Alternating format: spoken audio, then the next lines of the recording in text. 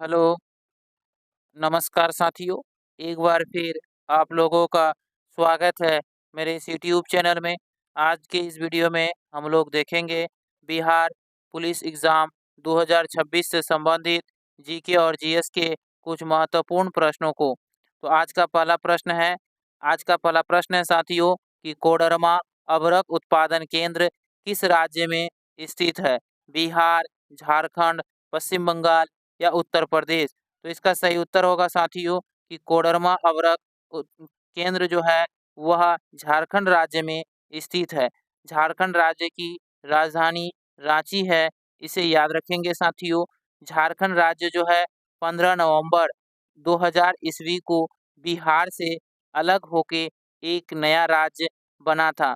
तो कई बार इस प्रश्न को एग्जाम में पूछे गए हैं कि झारखंड राज्य कब बना, तो इसका सही उत्तर होगा 15 नवंबर 2000 ईस्वी को। हमारा अगला प्रश्न है प्रश्न नंबर 2। प्रश्न नंबर 2 कह रहा है कि कोयला संसाधन का उदाहरण है। यहाँ आपसे पूछ रहा है कि कोयला कौन सा संसाधन है? तो अनवीकरणीय, नवीकरणीय, जैव या इनमें से कोई नहीं। तो इसका सही उत्तर होगा साथियों कि कोयला जो है वह अनवीकरणीय संसाधन है। 2 नंबर प्रश्न का सही उत्तर होगा ऑप्शन नंबर ए, अनवीकरणीय। साथियों, भारत में सबसे ज़्यादा कोयला जो है वह झारखंड राज्य में पाया जाता है। इसे भी याद रखेंगे कि भारत में सबसे अधिक कोयला झारखंड राज्य में पाया जाता है। चलते हैं प्रश्न नंबर 3 की ओर। प्रश्न नंबर 3 कह रहा है कि लोकसभा को किसके द्वारा भंग किया जा सकता है? लोकसभा अध्यक्ष, मंत्रिपरिषद, राष्ट्रपति या प्रधानमंत्री? तो इसका सही उत्तर होगा कि लोकसभा को राष्ट्रपति के द्वारा भंग किया जा सकता है। प्रश्न नंबर 3 का सही उत्तर ऑप्शन नंबर सी होगा साथियों। लोकसभा को जो है साथियों अस्थायी सदन के नाम से जाना जाता है। लोकसभा को निम्न सदन भी कहा जाता है। साथियों, भारतीय संसद में 2 सदन हैं, लोकसभा और राज्यसभा। तो साथियों, लोकसभा के सदस्य बनने के लिए न्यूनतम उम्र 25 वर्ष है। इस प्रश्न को भी कई बार एग्जाम में पूछे गए हैं कि लोकसभा सदस्य बनने के लिए न्यूनतम उम्र कितना है? तो वह 25 वर्ष है। प्रश्न नंबर 4 कह रहा है, यहाँ आपसे पूछ रहा है साथियों प्रश्न नंबर 4। प्रश्न नंबर 4 कह रहा है ग्रीन हाउस प्रभाव किस से जुड़ा हुआ है? नाइट्रोजन ऑक्साइड से, कार्बन डाइऑक्साइड से, सल्फर डाइऑक्साइड से या इनमें से कोई नहीं? तो इसका सही उत्तर होगा कि ग्रीन हाउस प्रभाव जो है वह कार्बन डाइऑक्साइड से जुड़ा है। ऑप्शन नंबर बी प्रश्न नंबर 4 का सही उत्तर है। वायुमंडल में सबसे अधिक मात्रा में नाइट्रोजन गैस है, जिसकी मात्रा साथियों 78% है, और ऑक्सीजन गैस की मात्रा 21% है, जो दूसरा सबसे बड़ा गैस है वायुमंडल में। इसे भी आप लोग जरूर याद रखेंगे। अगला प्रश्न है प्रश्न नंबर 5। प्रश्न नंबर 5 कह रहा है कि मनुष्य के कान के बाहरी हिस्से को क्या कहते हैं? कर्णपट, कर्णपल्लव, कर्णावर्त या इनमें से कोई नहीं? तो इसका सही उत्तर होगा साथियों कि मनुष्य के कान के बाहरी हिस्से को साथियों कर्ण पल्लव कहा जाता है। ऑप्शन नंबर बी प्रश्न नंबर 5 का सही उत्तर है। अगला प्रश्न है प्रश्न नंबर 6। प्रश्न नंबर 6 यहाँ आपसे पूछ रहा है कि जड़त्व के नियम को यह भी कहा जाता है गति का पहला नियम, गति का दूसरा नियम, गति का तृतीय नियम या चतुर्थ नियम? तो इसका सही उत्तर है साथियों कि जड़त्व के नियम को गति का पहला नियम कहा जाता है। ऑप्शन नंबर ए प्रश्न नंबर 6 का सही उत्तर है। साथियों, यदि आप बिहार पुलिस की सही संपूर्ण तैयारी करना चाहते हैं तो हमारे इस चैनल से जरूर जुड़े, जहां जीके और जीएस से संबंधित संपूर्ण तैयारी करवाई जाती है। प्रश्न नंबर 7 कह रहा है साथियों, ये आपसे पूछ रहा है कि मानस टाइगर रिजर्व किस राज्य में स्थित है? असम, मध्य प्रदेश, उड़ीसा, पश्चिम बंगाल? तो इसका सही उत्तर है साथियों कि मानस टाइगर रिजर्व जो है वह असम राज्य में स्थित है। ऑप्शन नंबर ए प्रश्न नंबर 7 का सही उत्तर है। साथियों, मानस नदी भी असम राज्य में बहती है। असम की जो राजधानी है वह दिसपुर है। याद रखेंगे, असम की राजधानी दिसपुर है और असम के वर्तमान समय में मुख्यमंत्री हेमंता विश्व शर्मा है। चलते हैं प्रश्न नंबर 8 की ओर।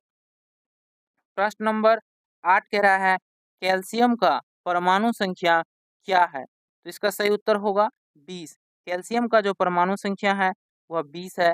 8 परमाणु संख्या ऑक्सीजन का है और 6 जो है वह कार्बन का है।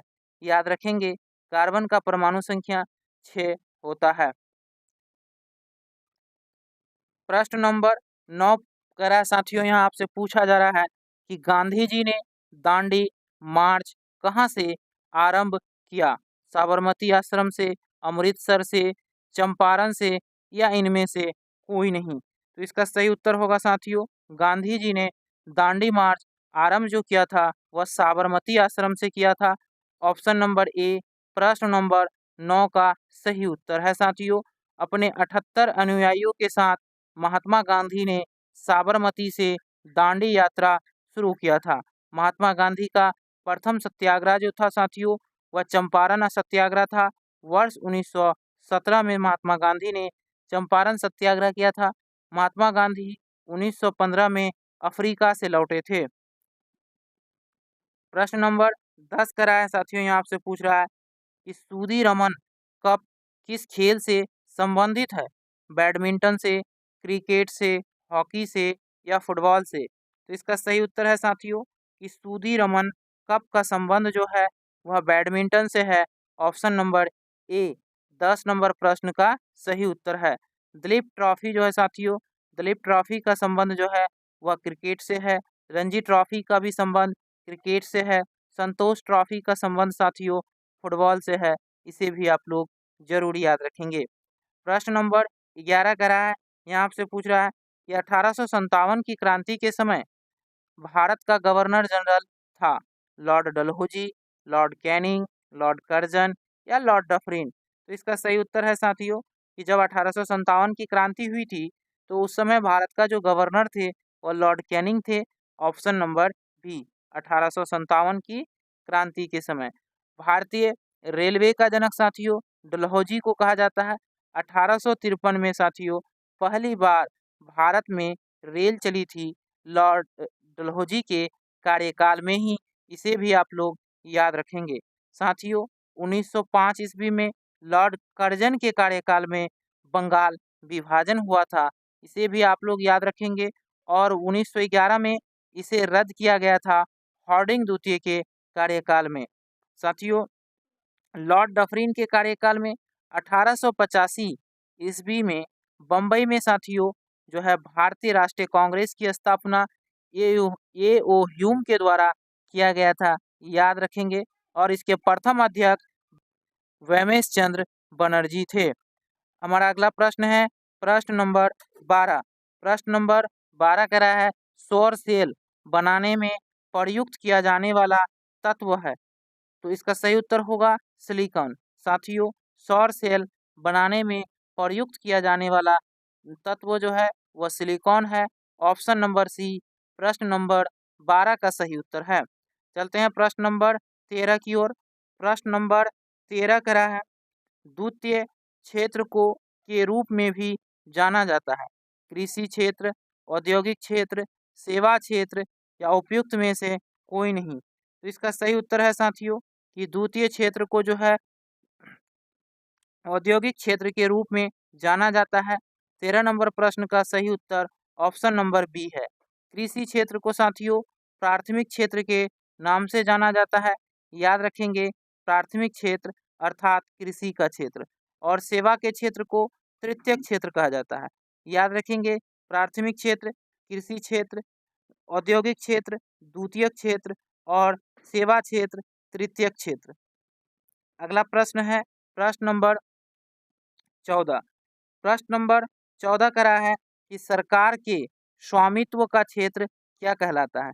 निजी क्षेत्र, सार्वजनिक क्षेत्र, मिश्रित क्षेत्र या असंगठित क्षेत्र? तो इसका सही उत्तर है साथियों कि सरकार के स्वामित्व वाली जो क्षेत्र है उसे सार्वजनिक क्षेत्र कहा जाता है। ऑप्शन नंबर बी प्रश्न नंबर 14 का सही उत्तर है। और मिश्रित अर्थव्यवस्था जो है साथियों, वह भारत की अर्थव्यवस्था है। अर्थव्यवस्था जो है साथियों, वह 3 प्रकार की होता है। एक होता है मिश्रित अर्थव्यवस्था, दूसरा होता है जो साथियों पूंजीवादी अर्थव्यवस्था, और तीसरा होता है समाजवादी अर्थव्यवस्था। अगला प्रश्न है प्रश्न नंबर 15। प्रश्न नंबर 15 का रहा है, शीत ऋतु में उगाई जाने वाली फसलें कहलाती है खरीफ फसल, जायद फसल, रबी फसल या इनमें से कोई नहीं। तो इसका सही उत्तर है कि शीत ऋतु में उगाई जाने वाली जो फसलें हैं वह रबी फसल कहलाती है। ऑप्शन नंबर सी 15 नंबर प्रश्न का सही उत्तर है। चलते हैं प्रश्न नंबर 16 की ओर। प्रश्न नंबर 16 कह रहा है कि समुद्रगुप्त की दक्षिण भारत का विजय वर्णन किस अभिलेख में मिलता है? जूनागढ़ अभिलेख में, भीतरी स्तंभ अभिलेख में, प्रयाग प्रशस्ति में या एरन अभिलेख में? तो साथियों प्रश्न नंबर 16 जो है इसका सही उत्तर होगा कि समुद्रगुप्त की दक्षिण भारत विजय का वर्णन प्रयाग प्रयाग प्रशस्ति में मिलता है। ऑप्शन नंबर सी प्रश्न नंबर 16 का सही उत्तर है। समुद्रगुप्त जो थे साथियों वो गुप्त वंश के शासक थे, याद रखेंगे। प्रश्न नंबर 17 है, यहाँ आपसे पूछ रहा है कि भारत का नेपोलियन किसे कहा जाता है? तो इसका सही उत्तर होगा समुद्रगुप्त को। प्रश्न नंबर 17 का आंसर होगा ऑप्शन नंबर बी, इस भारत का जो है नेपोलियन है वह समुद्रगुप्त को कहा जाता है। प्रश्न नंबर 18 यहाँ आपसे पूछ रहा है कि गुप्त वंश का वास्तविक संस्थापक किसे माना जाता है? तो साथियों गुप्त वंश का वास्तविक संस्थापक जो है वह चंद्रगुप्त प्रथम को माना जाता है। ऑप्शन नंबर सी प्रश्न नंबर 18 का सही उत्तर है कि चंद्रगुप्त प्रथम जो थे उसे गुप्त वंश का वास्तविक संस्थापक माना जाता है और गुप्त वंश के संस्थापक श्री गुप्त को कहा जाता है। याद रखेंगे साथियों इन दोनों प्रश्नों को। अगला प्रश्न है प्रश्न नंबर 19। प्रश्न नंबर 19 कह रहा है भारत का सबसे लंबा राष्ट्रीय जलमार्ग कौन सा है? तो राष्ट्रीय जलमार्ग एक जो है यह भारत का सबसे लंबा राष्ट्रीय जलमार्ग है। ऑप्शन नंबर ए 19 नंबर प्रश्न का सही उत्तर होगा कि भारत का सबसे लंबा राष्ट्रीय जलमार्ग संख्या 1 है। प्रश्न नंबर 20 का रहा है राष्ट्रीय जलमार्ग 2 किस नदी पर स्थित है? तो इसका सही उत्तर होगा कि राष्ट्रीय जलमार्ग जो है वह ब्रह्मपुत्र नदी पर स्थित है। ऑप्शन नंबर सी प्रश्न नंबर 20 का सही उत्तर होगा और यह असम राज्य में, इसे भी याद रखेंगे कि यह असम राज्य में है और यह ब्रह्मपुत्र नदी पर स्थित है। प्रश्न नंबर 21 कह रहा है साथियों, यहाँ आपसे पूछ रहा है कि विश्व जनसंख्या दिवस कब मनाया जाता है? तो इसका सही उत्तर होगा 11 जुलाई को। प्रतिवर्ष 11 जुलाई को विश्व जनसंख्या दिवस के रूप में मनाया जाता है, इसे भी आप लोग याद रखेंगे। प्रश्न नंबर 22 करा है अंतर्राष्ट्रीय साक्षरता दिवस कब मनाया जाता है? तो साथियों अंतर्राष्ट्रीय साक्षरता दिवस 8 सितंबर को मनाया जाता है। ऑप्शन नंबर बी प्रश्न नंबर 22 का सही उत्तर है कि अंतर्राष्ट्रीय साक्षरता दिवस 8 सितंबर को मनाया जाता है और राष्ट्रीय शिक्षक दिवस 5 सितंबर को मनाया जाता है। चलते हैं प्रश्न नंबर 23 की ओर। प्रश्न नंबर 23 कह रहा है विश्व डाक दिवस कब मनाया जाता है? तो इसका सही उत्तर है 9 अक्टूबर को विश्व डाक दिवस के रूप में मनाते हैं। 23 नंबर प्रश्न का सही उत्तर ऑप्शन नंबर बी होगा। चलते हैं प्रश्न नंबर 24 की ओर। प्रश्न नंबर 24 कह रहा है साथियों कि मानव विकास सूचकांक HDI किस संगठन द्वारा जारी किया जाता है? तो इसका सही उत्तर होगा साथियों यूएनडीपी के द्वारा मानव विकास सूचकांक जो है जारी किया जाता है। प्रश्न नंबर 25 करा है, यहाँ आपसे पूछ रहा है प्रश्न नंबर 25 कि भारत में प्रथम पंचवर्षीय योजना का मुख्य उद्देश्य क्या था। तो साथियों भारत में प्रथम पंचवर्षीय योजना जो थी वह 1951 से लेकर 56 तक चली और इसका मुख्य उद्देश्य था कृषि विकास, यानी ऑप्शन नंबर बी प्राथमिक क्षेत्र में प्रथम पंचवर्षीय योजना का मुख्य लक्ष्य था कृषि विकास। प्रश्न नंबर 26 है साथियों, यहाँ आपसे पूछ रहा है कि नाबार्ड की स्थापना कब हुई थी।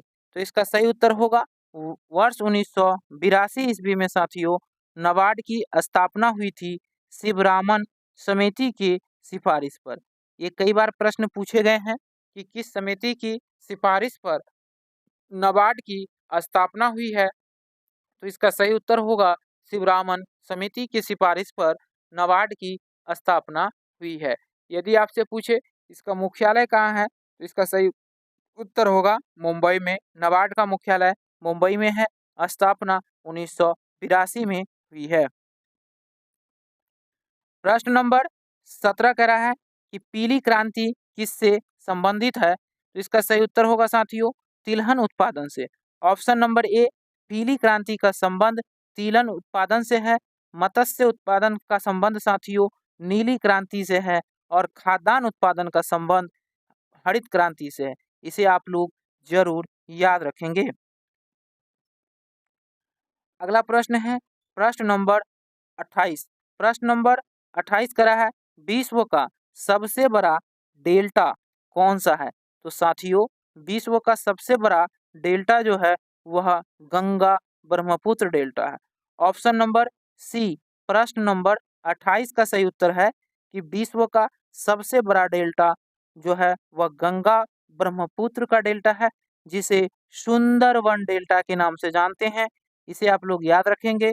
और सुंदरवन राष्ट्रीय उद्यान पश्चिम बंगाल राज्य में है। प्रश्न नंबर 29 कह रहा है साथियों कि भारत के नियंत्रक एवं महालेखा परीक्षक यानी सीएजी की नियुक्ति कौन करता है। प्रधानमंत्री, संसद, राष्ट्रपति या सर्वोच्च न्यायालय। तो साथियों इस प्रश्न का सही उत्तर होगा कि भारत के नियंत्रक एवं महालेखा परीक्षक यानी सीएजी की नियुक्ति जो है भारत के राष्ट्रपति करते हैं। ऑप्शन नंबर सी इस प्रश्न का सही उत्तर होगा। वर्तमान समय में भारत का राष्ट्रपति द्रौपदी मुर्मू है साथियों। राष्ट्रपति का कार्यकाल जो है वह 5 वर्षों का होता है। इसे भी आप लोग याद रखेंगे साथियों। अगला हमारा प्रश्न है प्रश्न नंबर 30। प्रश्न नंबर 30 कह रहा है साथियों कि संविधान का कौन सा भाग राज्य के नीति निदेशक तत्वों से संबंधित है। यानी यहाँ आपसे पूछ रहा है कि संविधान का कौन सा भाग जो है राज्य के नीति निदेशक तत्व से संबंधित है। भाग 3, भाग 4, भाग 5 या भाग 6। तो इस प्रश्न का सही उत्तर होगा साथियों कि संविधान का भाग 4 जो है वह नीति निदेशक तत्व से संबंधित है। ऑप्शन नंबर 30 का सही उत्तर जो है ऑप्शन नंबर बी भाग 4 होगा साथियों। आप लोग इसे जरूर याद रखेंगे। भारतीय संविधान जो है साथियों 26 जनवरी 1950 ईस्वी को लागू हुआ था और प्रतिवर्ष 26 नवंबर को जो है साथियों संविधान दिवस के रूप में मनाया जाता है और 26 जनवरी को गणतंत्र दिवस के रूप में मनाते हैं। इसे भी आप लोग जरूर याद रखेंगे। हमारा अगला प्रश्न है साथियों प्रश्न नंबर 31। प्रश्न नंबर 31 कह रहा है कि संसद के दोनों सदनों की संयुक्त बैठक कौन बुलाता है। प्रधानमंत्री, राष्ट्रपति, लोकसभा अध्यक्ष या उपराष्ट्रपति।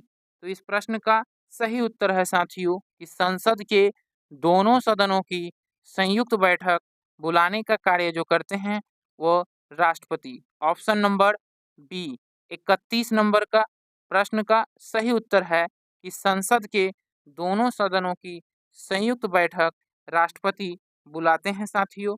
तो ऑप्शन नंबर बी इस प्रश्न का सही उत्तर होगा। तो धन्यवाद साथियों, फिर मिलते हैं अगले वीडियो में, तब तक के लिए जय हिंद।